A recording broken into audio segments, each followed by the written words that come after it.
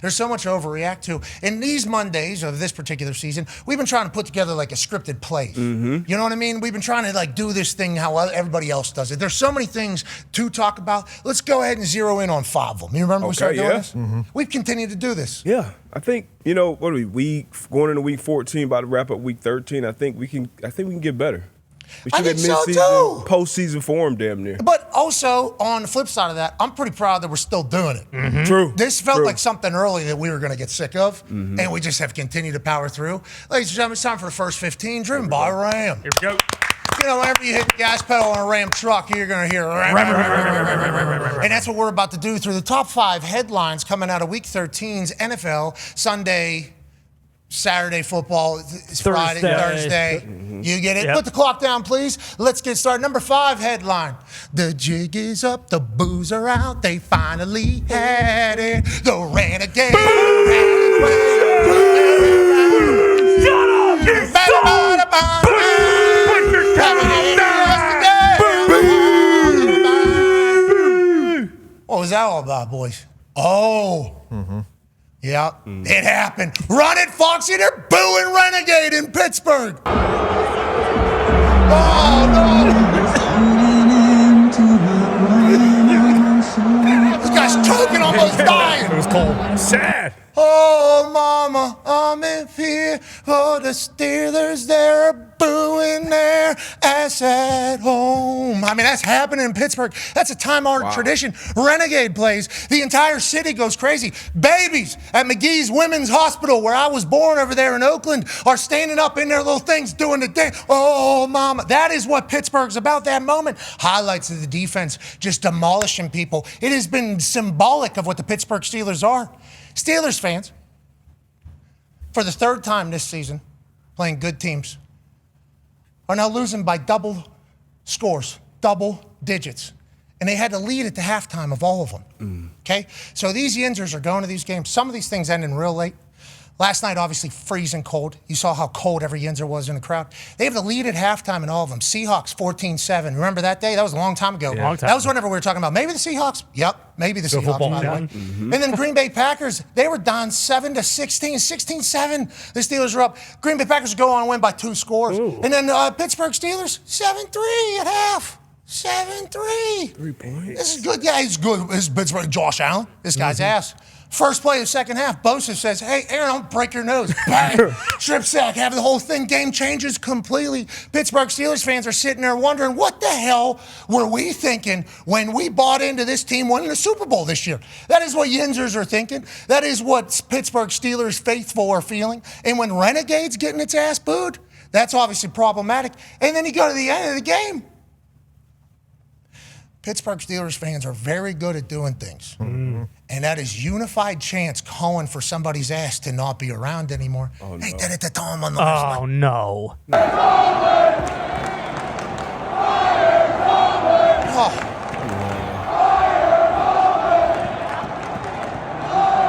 Whoa. This is not good.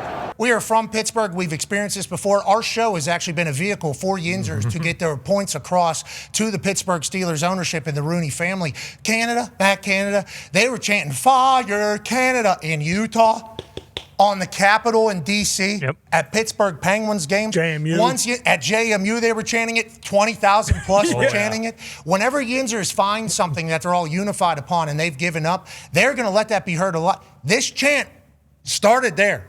And I appreciated Mike Tomlin's response. Mike Tomlin said, hey, listen, I share their frustration. Tonight was tough to watch. And it's like, I appreciate Tomlin's answer, Coach Tomlin's answer. Coach Tomlin is obviously an incredible speaker and a good leader, which is why he's been who he is. But boy, Pittsburgh seems to be completely fed up with them right now. And I heard some things said earlier on the show, on Get Up, First Take, Stephen A. He was talking about how any other 9 years, no playoff win, you'd be gone, especially in a city like Pittsburgh, which is such a football town. I think that was a very valid point that he made. Now, he did talk about the con artist, the GM, and he said there was no moves made. Actually, there was a bunch of moves made, which is why this year felt a little bit different at the beginning. Tone, I don't want to say you speak for all of Pittsburgh, but I do think you are a good representation of how Steelers fans could potentially feel about the team, being that you are a diehard of the squad. What are your thoughts, and why do you think it's a boiling point at this? Because it feels like this has been lingering for what, 4 or 5 years? Yes. And then now it's like, we're done showing up for you guys to get your ass kicked and don't even play Renegade? Is that what they're thinking? Yeah, last night was the tip of the spear, the boiling point, as if you will. Everyone. It's been split about, the coaching staff changes, stuff like that, but everyone is now on the same page. I got a lot of texts last night and this morning. Hey, you okay?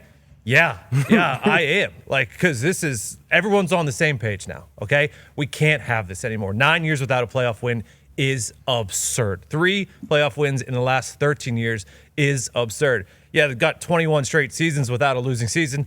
That's really good, but it's not good enough when you're not winning playoff games. Yeah, but you can put it on a shirt. You could put it on a shirt and you could say it, and the national media can be like, yeah, if this guy gets fired, he's going to have a job the next day, which might be right. And Mike Tomlin is a great coach. He's a Hall of Fame coach. But sometimes the voice just, it runs dry in the locker room. I don't know. No one's on the same page. Aaron is talking about people not showing up for meetings and film and stuff like that. TJ's talking about literally the same play that they've run over and over and over for the Bills, and they couldn't stop it once. Julian Edelman has come out and said that they know exactly what plays are going to be run against Steelers defense. Jamar Chase has done the exact same thing. It just got to a point, I think it's got to the point with the fan base and the city that this is not the Pittsburgh Steelers. You watch the product and it looks nothing like them. The fans are done with it. Everyone is done with it. We've all had enough. D-Bud, how do you think the Pittsburgh Steelers locker room feels? Cam Hayward obviously said he got kneed in his stomach and he didn't like how disrespected he was. He also probably didn't love that they did run the same duo play basically with James Cook and had the same outcome every single time. Crack, seal. 5 in a row. He's out. Yeah, there's 5 straight plays doing the same thing, and they were all very successful. Yes, it has been something that I think a lot of Steelers fans have kind of been talking about with the defensive side of the ball, which Mike Tomlin came from. It's like the defense is terrible, and there's no adjustments. And whenever they talk about being predictable, and the players on the field know that. Is that kind of like, if I remember, and you would have to correct me, you would be the person to correct me here, Legion of Boom, they played like the same shit, right? But you had to beat them. Yeah. Like that was kind of the case. Is that what the Steelers' mindset is too? And has it always been that way? Or why do you think the Steelers are where they are? And how do you think the players feel with all the outside noise about maybe this being the final time of the Tomlin? Yeah, I feel like we've heard a ton of people, whether it be players or coaches, talk about in the positive light how, hey, these are the same blitzes, these are the same this, the same that. The Legion of Boom, they did their thing. When the Broncos went on their run, you know that, hey, you just had to beat man coverage. Everybody kind of has their own staples, and they just get good at what they're good at. Now, in this league, everything changes week to week. But if you look at these plays, these aren't like dynamic Ben Johnson type run plays or a bunch of moving parts. This is just lining up and running the ball down your throat. And that is the complete opposite of what you think about when you think about the Pittsburgh Steelers. You think about toughness, you think about physicality, whether that's on the offensive or defensive side of the ball. If you think about all the Pittsburgh greats, that's the first thing that kind of comes to your mind, whether it's a guy in the middle or Jerome Bettis or one of these big physical guys. Like, that's what you think. Then Renegade, like, I still got PTSD from that shit, been on an opponent. When that shit comes on, you know, okay, some bullshit's about to come, a strip sack, a pick six, something. So to see 7 fans waving their towel when they go live with that was disheartening. It's Monday. Tone didn't even put his Steelers helmet back on the desk that we both go back and forth on. I feel bummed out about him. But, yeah, it's tough. And I know Tone's getting a lot more than I am, but I'm getting more messages saying I don't like people being out on Mike T. They threw the graphic up about the 3 franchises. I forget which 3 it was. I think Patriots was one of them. 20-plus years of not having a losing record. That is impressive. It was a good graphic. It was a great graphic. But sitting here Monday, that team, that fan base, you got to be embarrassed. 'Cause to be a highest-paid defense on the field, and those are guys – TJ Watt, Cam Hayward, Jalen Ramsey, Patrick, like these are notable, like Hall of Fame type names. So for them to be sitting in this Monday watching these same plays that we're watching, it's tough. It's going to be a tough meeting room for sure. And it's tough because the fan base grew up on like the rush defense, and we talked about it last year when Derrick Henry ran for 475 yards in the playoff game or whatever. We grew up. They have the record. There was 32 consecutive games where they didn't allow a 100-yard rusher. 32 consecutive. And now it's almost every single game that there's a 100-yard rusher. And that's just not who we are. It's crazy. Right there, we got 90 rush yards, 17 in third Beginning quarter. of third quarter. Stat just popped up while you were talking about it. And here's some more stats that aren't good for the Steelers. Hembo cooked these things up. Plus 16 is the margin of first downs between the Bills to the Steelers, plus 31 plays. Their defense was out there a lot. Boys were tired. 74 plays for the Bills, 43 time of possession sweep. And then that rush yards one there. God. Plus 191, the worst rushing margin for Pittsburgh in a home game since 1955. The fact that it's all happening in Pittsburgh. Yes. And the Yinzers are spending their life watching it. That Not makes anymore. it exponentially worse. Because not only is it these Yinzers, and Coach Tomlin knows that. He's lived there for so long, 20 years, whatever the case, 18 years. So he understands it just as much. Those Yinzers are going home and they're talking to the neighbors. Okay? Yeah. The neighbors are saying, Sue went down there. Did you see what they did? Second half, they just let him just run right over. James Cook, same exact. But that's what we're saying. Tomlin doesn't know shit. And then they go to the next neighbor. And then they go to the next person they run into. Then all of a sudden, the entire neighborhood feels the exact same way. And it's like all you need is just a couple of terrible experiences back to back to back. And it's happened all year with them. I think you can. The Yinzers are a group that will kill for you, actually. Like, we'll actually do that for you. And on the flip side, we're done with you. Need you. Need you to go ahead and take a walk here. I think they've always been that way, will always be that way. And I think right now is the loudest that I've heard it as somebody I feel like is kind of tapped into the city of Pittsburgh and how they feel on things. There's always been a group that has been sick of the winning season shit. Sick of it, sick of it, sick of it, sick of it. We get a terrible draft pick. Great. Winning season. Let's get pick number 17. Let's get pick number 18. We can't really get anybody. Oh, we're not going to trade for anybody. Of course we're not. Oh, we're not going to move up. So we're going to get another mediocre player to add to our above average team. And then we're going to steal some games and we're going to have a good time and we're going to renegade this thing. That's cool. There was a group of people that were like that like 5 years ago, 4 years into the lack of winning. I think that started to, it feels now that it is at the biggest and most unified that it has been in the city of Pittsburgh. The Rooney family has to. You would think so. You would think so. And a lot of people are really, really mad at ownership as well. But you could trade Coach Tomlin, right? Wouldn't that be a thing? You could. And then there was a report that sorry, I don't know who reported it. I apologize. I saw the headline. There's potential coach conversation, fresh new start things. Yeah. Jay Glazer said? If it wasn't Jay, that was like an if it MLB wasn't Jay. football, I think- JPA. Yeah, someone reported that there's an elder coach in the league who might be looking for a change. But anyways, Baltimore and Pittsburgh are tied currently for the lead in the AFC North. And every fan that I've talked to is like, I wish we just would lose out if it means change rather than like, hey, we're in the division fight. Nobody cares about that anymore. That's a shame. Yeah. It's wild. Hey, they can go on a run, though, boys. That's right. Hey, good luck. Just start going to meetings. Yeah. Start going to meetings. Now you need to go in and not out whenever I say, hi, hey. I thought he said he was at the meeting. That's what I thought I heard. I know they were on the wrong page as far as the check, but I thought he said everybody shows up to the meetings. Oh, you're saying the way he delivered it was not condescendingly asking if everybody would start showing up to the meetings. You're saying he was saying everybody show up to the meetings, they just don't understand what the checks are. Yeah, and we've had conversations for years about, how Aaron Rodgers always changes. Peyton, Drew Brees, Brady, like those are always moving parts, but maybe I misheard it. Run it. When there's film sessions, everybody shows up. And when I check through a route, How do you fix it? I do the right route, Like John and I just weren't on the same page. I checked to his in-breaker and he ran an outbreaker. John is a true professional, so I'm sure he's sick about that. But, I threw a ball I thought was going to get hit by the wind, and it was 4 yards over Roman. So I got to make that throw. But, we have our meetings every week. We have other opportunities outside of the facility, and look forward to seeing all the boys there. Okay, so he was asked how he fixed the chemistry. He said, well, when there's meetings, everybody shows up. Interesting. Dynamic. That is, He does look cool, though. With the broken nose? Yeah, he looks like a Pittsburgh still quarterback. I thought he was done. 6-6. I thought he was done with that wrist, 3 fractures, Yeah. the whole thing. He lands on his face.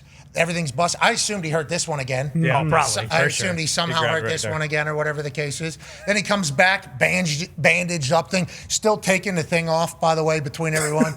He is, and I think nobody talks about it, He is old school tough guy quarterback. Oh, yeah. That is how he views the position. Have to. He even likes taking hits, I think. Like, that is a part of the entire thing. Yeah. And he's been very anti any of the rules. So him bouncing back as a 40-plus-year-old after having Bosa explode through his back and then dump him on his face, and then the worst possible outcome happened. I mean, that shows a lot of grit. It does. And Pittsburgh Steelers fans, appreciate the grit.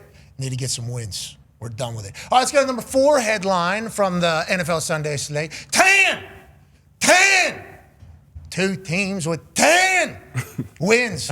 That's incredible. And they're both in the AFC, Con, man. The Denver Broncos, who are almost everybody's kind of Lombardi babies coming into this particular season with that defense, everybody returning. They might have the best defensive player on earth in Surtain. Well, he wasn't even playing for a while. They were winning. He was back doing the whole strap up on everybody. They're fantastic. And Bo Nix and Sean Payton seemingly get the job done whenever they have to. A lot of close games. games. The stats coming out about them being in close games, 1-score games. I think they have the most 1-score dubs. They have the most 3 points or fewer wins. They have the most this point. Like, they are the close game kings right now. Is that because their defense is so dominant and gets great stops at the right time? Is it because Bo Nix, Sean Payton, and the boys on the offensive side are so resilient and kind of mentally tough they're able to get the job done? Who cares? They got 10 wins. The other team, Patriots, tonight taking on the Giants, looking for number 11. Both in the AFC. What does that tell you, Con Man? It really just tells you that the top is very top-heavy, if you will. You know, the Broncos, yes, they're close games, but they win. I mean, at the end of the day, that's all that matters. Bo Nix,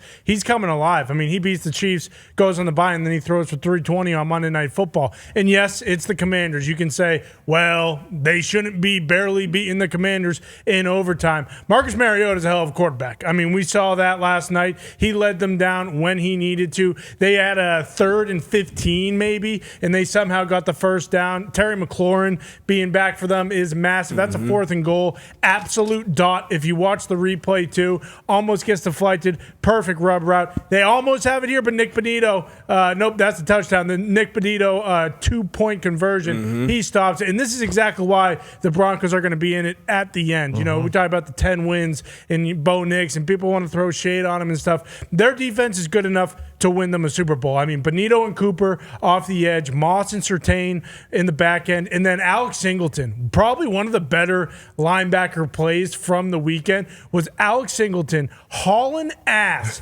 back to break up a middle shot down to Zach Ertz down the middle. I believe it was a 3rd and 10. But they're fantastic, and their O-line. Like, that's the biggest thing for me. Like, their O-line is so solid. They can run the ball and beat you. They can pass block and beat you. It's one of those things that they're a team that can beat you in any way on the offense and defensive side. 10-2, 9 straight victories. There was a stat, Bo Nix, Drake May, and Caleb Williams from that draft class in the last 9 weeks are combined 26-1, which is ridiculous. But I mean, then tonight with Drake May, I mean, it's one of those things where you kind of get to see the future in primetime. We had it last night, and now we have it again. The Patriots looking to become the first team with 11 wins on the season there without their starting left tackle, Will Campbell, and starting left guard, Jared Wilson. So that will be the matchup to watch. You know, Brian Burns off the edge, Thibodeau out for the Giants, which is big, but Dexter Lawrence in the middle too. It's going to be a hell of a game.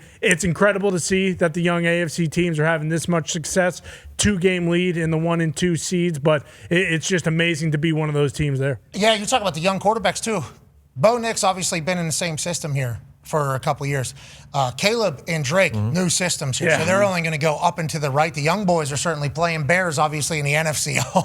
Wow. Yeah. Wow, they are for real. But the AFC, the 2 10-win teams looking for 11, obviously have been dominant throughout. Let's go to the number 3 headline coming out of Week 13 Sunday slate. Oh, big catches. Bad days. Oh, no. Yeah, bad days. Don't like, bad days. These guys take L's but have highlight reel catches, so you can't even really talk about it. You can't even celebrate it. If you get a pick and you have a dance, if your team loses, we don't care that you practice the dance, and people don't care. Can't even post it.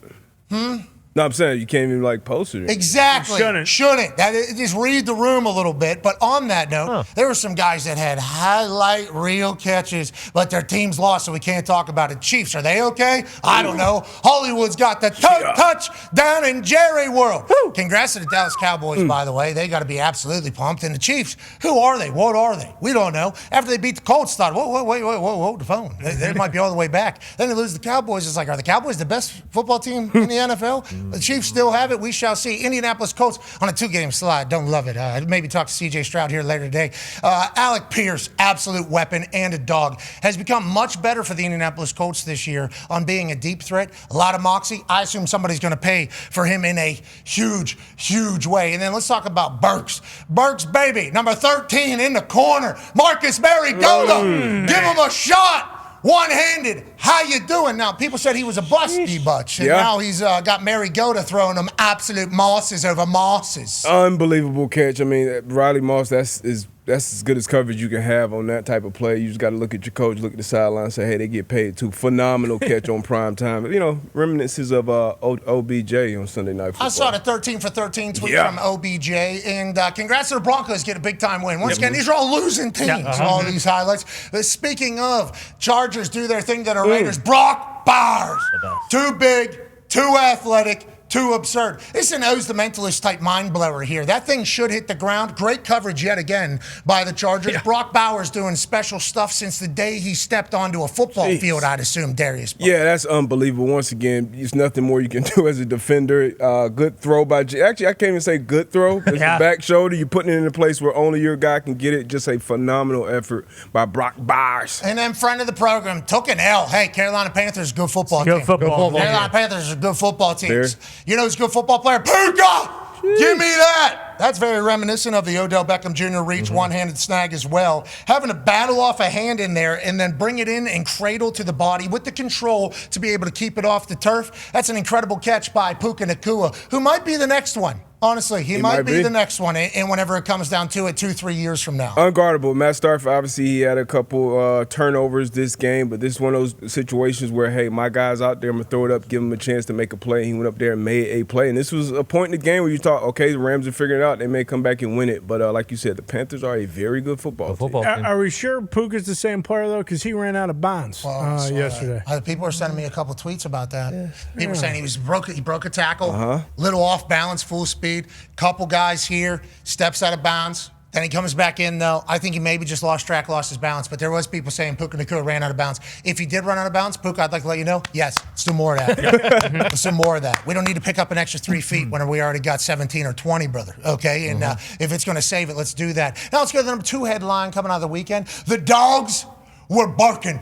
Ron Breaker gets a big win last night with Division as well, or Saturday night, obviously, in Survivor Series. The dogs were barking there in San Diego at Petco Park. But also, first 11 games of this week, the underdogs were 9-2, okay, against the spread. Obviously, that would change as the favorites will go on to start winning down the stretch. But throughout Thanksgiving and obviously the Black Friday game, it was underdog city. Why do you think that's the case, D-But? Do you think whenever we're celebrating a holiday and the entire world is watching, and there's a turducken on the line and a pile on honoring Mr. Madden, and everybody's going to be talking about it, do you think it you can wipe out the record books, you can wipe out the matchups, it's going to be a battle? Why do you think underdogs had such a big time on the holiday? I don't know if it was one thing in particular. I feel like we always have that week or those couple weeks where the dogs just get to barking. This was definitely one of those weeks. Now, the short, the Thanksgiving and the Black Friday games, we always know you can kind of throw everything out the window. You never know what's going to happen in those type of games. But it's any given Sunday in this league. I think this year is showing the NFL when it comes to parity, like we're right up there with any other league. Absolutely. Here's the quote the stat from Hembo, actually. Overall, 7 underdogs won outright in Week 13 thus far, second most in any week this season. All 4 underdogs on Thanksgiving and Black Friday won outright. Carolina won as a 9.5-point underdog, second largest. They were 13.5 a couple weeks ago. Football team. They're a good football team, man. They could surprise some folks. Panthers are the only team to win games when they are more than a 10-point favorite. I think at one point they were, or 10-point underdog. I think at one point they were 10-point dogs. Every other team is 0-14. Panthers are 2-0. Yeah, the Panthers surprise folks. I guess it would be the Gamblers that they're surprising because the sports books wouldn't be scoring it if they didn't think the Gamblers would be doing what they're doing. I don't think a lot of people paying attention to the Panthers. They're kind of turning that thing around, and they're for real. And if you give Bryce Young some time and an ability to operate, he's able to do his thing. And on the defensive side, there's seemingly hungry hippos out there. Yeah. Turning Stafford over is a big deal, especially with the season he's having right now. Yeah, Derrick Brown up front, he doesn't get talked about a bunch, but he's one of the best interior defensive linemen in the league. On the back end, Mike Jackson, he showed out. He balled out with the pick six. It's been however long now that Matt Stafford hasn't thrown a pick six. And that's kind of used to be Matt Stafford's thing. If it was bad Stafford, it would be some fumbles, which he had late in the game, and some pick sixes. Mike Jackson sitting on that route. I think Sean McVay kind of took ownership and said, hey, I wish I would have gave him a better play. But the most impressive win from the Dogs, I would say, for me, was that Bears win. Like, we talked about the Bills running the ball down the throat against the Pittsburgh Steelers. Like, they ran down the Philadelphia Eagles throat. Two backs over 125 yards, just toting that right down the middle. And you watching the plays, you see the replays, you see all the movement, and even though they're simple, run game and run plays, all of the movement, all that eye candy for defensive backs and linebackers, it's tough to be in the right spot, be in the right place. So Caleb Williams, I don't think is even close to where he needs to be yet in the passing game aspect of it. But when they can run the ball like this and play defense, this Bears team, they're sitting number one in NFC for a reason right now. 281 rush yards for the Chicago Bears and jacked Ben Johnson. That's the most versus the Eagles under a Nick Sirianni-led team. Obviously, they had 200-yard rushers, Monangai and Swift, and 17 first downs, which is the most by any team this season. So Chicago Bears kind of did their thing to the Philadelphia Eagles, and you got a lot of Eagles fans going, the tush push, we failed. I mean, we couldn't even do the tush. This isn't what we are. This isn't what we are. This isn't who we're going to be, and we got to figure some things out over there. I don't know how they do it. A.J. Brown had a good game. He did. And got the ball a lot, two tuds. And that might be the strategy when you're playing against the Eagles. Let's let A.J. Brown eat and just stop the run. The Caleb Williams roll left touchdown to Cole Kmet was so nasty. Hey, he's a guy. He is very, we talk about the Caleb shit. Like, this is filthy. Yeah. In a bucket. Yeah. Like, are you kidding me? Fade away running backwards. Cross body. And that's Cole Kmet. He has that in his bag. Colson Loveland hasn't even really gotten going yet for the offense. He had a 2-touchdown game already, but still, like, if he continues to go, the Bears are tremendously scared. And Ben Johnson, jacked. Absolutely jacked. Yes, I love seeing that. Free wieners for the city, I do believe, because he went tarpless in the locker room. Wiener Circle, I believe. I don't remember the name of the place. They're giving up free dogs for the city if Ben Johnson was to go shirtless. And he said, give me one more week. Give me 2 more weeks. I think you've been hitting it a little bit harder. Absolutely jacked. And I'll tell you what, every time you look in the locker room or you see anything mic'd up, what I try to see is these people like each other. Obviously you're going to get good quotes, but my eyes always tend to go to, like, how do these people feel about each other? You can kind of pick up little tells because they're always going to edit the mic'd up, so only give you what they want you to hear. Yep. You're not really going to get much shit. But what you can see is how they interact. There's brief moments of interaction. It's like, okay, they seem like they like each other. Ooh, I don't think they like that guy. You can get that out of Mike Up. Ben Johnson, boys love him. Yeah, love him. Good, better, best. Never let it rest. Till good is better and better is best. And then bear on me. They have a whole thing. Everybody's in. And if he has that culture set up, his culture is a winning culture, right? Yeah. Don't we all agree? In football, Oh, yeah. the culture that Ben Johnson has established, we're going to be powerful. We're going to pound them. We're going to play great defense. And also, we're going to be smarter on offense and design people to be wide-ass open. Oh, yeah, and we got Caleb Williams, who's a super talent. It's like, if the culture has been instilled, there's, like, no stopping this train, right? Isn't that kind of, like, the biggest thing? Can he get his culture in? Can he get his culture in? Oh, he lost the locker room. That's what happens when somebody can't get their culture in.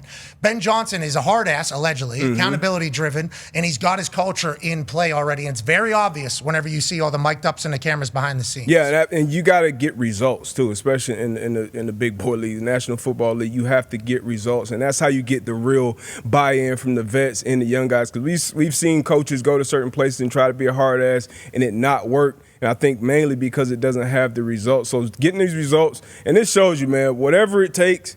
Go and get your coach. Like, it matters. Coaching matters. Go and get your coach. Obviously, you have to have a quarterback as well, but go and get your coach. Collegiate level, professional level, go and get your guy, whatever it takes. Whatever bullshit comes with it, it'll be all right. Because those vibes in the locker room, like that is just completely different of anything we've seen from the Bears since, they went to the Super Bowl in Miami in 06 with Rex Grossman running the show. But, go and get your head coach, get your quarterback. And it shows a lot that Ben Johnson – obviously chose to go to Chicago, pair up with Caleb Williams, and now like these guys, man, those are the vibes. That's what you miss. That's the type of shit you miss as a former player, being in the locker room, that feeling after a game when everybody was picking the Eagles. You thought, okay, the Eagles are gonna figure it out. They gave up 9 points, 7 points, and then to go in there and run the ball down their throat like that against a physical ball club like that, it's nothing better. After Special, that. man. Yeah, and to D-But's point, like go and get your coach. And I mean, Tony, the only team the Steelers can really look to as far as moving on from a legendary coach would be the Patriots. And you can go back to the Andy Reid Eagles, sure, if you want to, but in recent memory, the Patriots made the decision to move on from Bill and then doubled down on their decision by firing Gerard Mayo after the first year. Like sometimes you get the wrong guy, but when your right guy comes available, to D-But's point, like Vrabel, like you just have to make that decision. It takes a lot of balls from the owners. And, a lot of gut sack to do that. Yeah, because you're making a big mistake. You're changing the trajectory of everything. And if that culture, stinks. It stinks right away, and then you go to another culture. Oh, is the grass greener? Yeah, huh? exactly. Yeah, yeah. Well, and like Ben Johnson deserves all of the credit, obviously, but him bringing in Dennis Allen to be his DC, having a guy who has been a head coach before, because every week going into these games, all we hear about is how banged up the Bears' defense is, and they go out and they do the same thing every week. They turn the other team over multiple times, and there's no excuses. So him having the wherewithal to be like, yes, I will have the offense, humming on all cylinders and ready to go, but I also need to get a guy who knows what the hell he's doing on defense, and getting a guy who's been a head coach before, like that was a massive move as well. I agree. Congrats to everybody that was an underdog and had a great holiday. We very much love that. It showcases that our league, anything can happen on any given field. And Sean McVay was asked about those Panthers. Did you guys not respect them? And he basically said, Carolina Panthers is a good football team. That's basically what he said. Yeah. This is the NFL. Everybody's good. There's a couple ball bounces this way. I wish I would have given a better play. What he wanted to say was, hey, Carolina Panthers are a good football team. Yeah, Bryce Young, youngest quarterback to 11 game-winning drives was the stat yesterday for him as well. Already, yeah. All right, congrats to them. That seemed like a lost cause. From top Oh, my God. all the way to the bottom of the stadium. Even their fake AI thing, the Panther that they had. Oh, yeah. It was the worst one of all time. I liked it. It was cool, but you really couldn't tell. It was a GIF. It was a GIF they just put on Jumbotron. What are you talking about? Cool. Similar to They say, look to your right. It's in the stands. No, it's not. That was the thing. It was only, it was good for 1,000 TV. people in the It stands. was sick. Okay, Yes. Let's not act like you didn't pull that up on your phone. ChatGPT could go make me one of those. That's a different Right time. now. We can't. That's relative. But Good point. to Lions reversing the curse with Daniels and Manning with doing the whiskey thing, kind of you could make the argument with Tepper opening the stadium for the Hurricane fundraiser. relief, with Luke Combs, Eric Church, Caleb. I forget who else was all down there. Chase Rice. Chase maybe? Rice. Sold out the stadium. And you can have it. And also here's donation on top of it. And also this on top of it. It's like, wait a minute.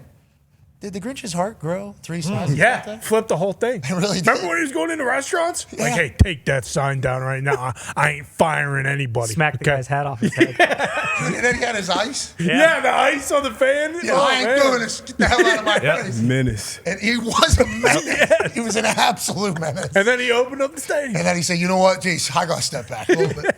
And everything he's ever done, he's had success. So it seems like that's happening right now. Number one storyline. Hey, listen, the AFC South, it just means more. Now, everybody understands that going into the year that the AFC South is a juggernaut. The AFC South has Mount Rushmore of teams, basically. Hey, how many teams are in there? 4. Where would they go? Rushmore, all of them. Titans, a little problematic. Okay, they got to figure it out. Maybe worst team ever.